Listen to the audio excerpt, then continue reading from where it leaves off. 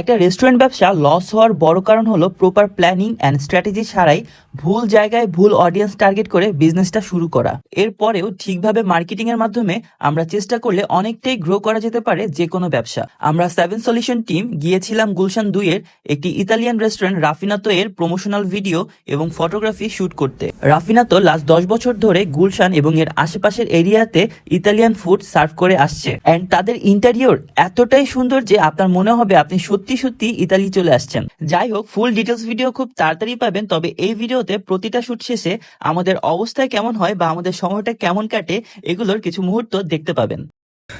কি অবস্থা ভাই, আজকের এক্সপেরিয়েন্স কি কাজে? সবাই মনে হয় ড্রিঙ্কস করছে।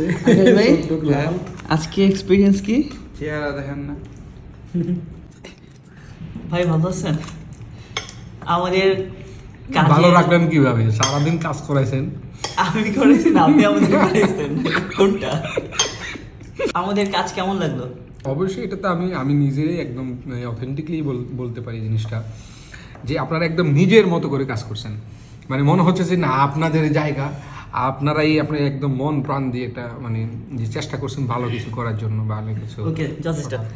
তো আপনারা দেখলেন আমাদের সাজ্জাদ ভাই আমাদের সম্পর্কে বললেন যে আমাদের কাজ তার খুব ভালো লাগছে।